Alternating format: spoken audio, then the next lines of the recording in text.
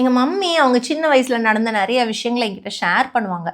அதில் ஒன்று, அவங்க அப்பாவுக்கு மட்டன்னா ரொம்ப பிடிக்குமா. இவங்க சின்ன வயசில் இருக்கும் பொழுது அவங்க அப்பா எப்பயாச்சும் 1/2 கிலோ மட்டன் எடுத்துகிட்டு வந்து நிறைய சின்ன வெங்காயம் மசாலாலாம் அரைச்சி போட்டு நல்லா மணக்க குழம்பு வைப்பாங்களாம். வச்சுட்டு எல்லாருக்கும் சர்வ் பண்ணுவாங்களாம். 5 பிள்ளைங்கங்கிறனால 1/2 கிலோ மட்டன் வந்து சஃபிஷியண்ட்டாக இருக்காது இல்லையா.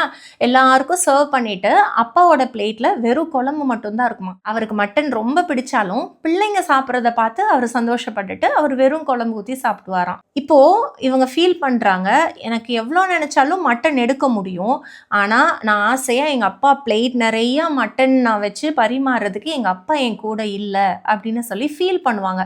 எப்போ மட்டன் சாப்பிட்டாலும் உங்களுக்கு அந்த ஞாபகம் வந்துடும். பிள்ளைங்களா இந்த விஷயத்த நீங்கள் யோசிக்கணும். உங்கள் பேரண்ட்ஸ் உங்களுக்காக எத்தனையோ சாக்ரிஃபைஸ் பண்ணுறாங்க. அவங்களுடைய விருப்பம், அவங்களுடைய ஆசை எத்தனையோ நாள் தள்ளி போட்டிருக்காங்க.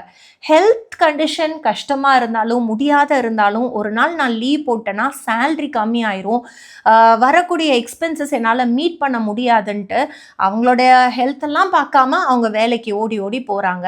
எதாவது வாங்கணும்னு ஆசைப்பட்டாலும் இல்லை இது என் பிள்ளைக்கு தேவைன்னு சொல்லி அந்த ஆசையெல்லாம் அவங்க தள்ளி வச்சுருக்காங்க. அப்போது அவங்க இதெல்லாம் எதுக்காக செய்கிறாங்க? நீங்கள் நிறையா சம்பாரித்து அவங்க கையில் கொண்டு வந்து கொடுப்பீங்க, நான் பணக்காரனாக வாழ போகிறேன் அப்படிங்கிற ஆசையெல்லாம் பேரண்ட்ஸுக்கு இல்லவே இல்லை. பேரண்ட்ஸோட எண்ணம் என்னென்னா, இந்த காம்படிட்டிவான வேர்ல்டில் என் பிள்ளை சர்வை பண்ணணும், அதுக்கு நல்ல எஜுகேஷன் கொடுக்கணும், நல்ல லெவலில் என் பிள்ளை எப்படியாச்சும் உயர்த்தி விட்டுறணும். நான் இன்னைக்கு படுற ஸ்ட்ரகிள்ஸ், நான் இன்னைக்கு படுற கஷ்டங்கள் நாளைக்கு என் பிள்ளை படவே கூடாது. இதுக்காக தான் அவங்க நைட்டும் பகலுமா போராடிட்டு இருக்காங்க, நைட்டும் பகலுமா கஷ்டப்பட்டுட்டு இருக்காங்க. ஸோ நீங்கள் அவங்களுக்கு இன் ரிட்டர்ன் செய்யக்கூடிய ஒரு முக்கியமான விஷயம் என்ன தெரியுமா? நீங்கள் வெற்றி அடைகிறத உங்கள் பேரண்ட்ஸ் கண்ணில் பார்க்கணும்.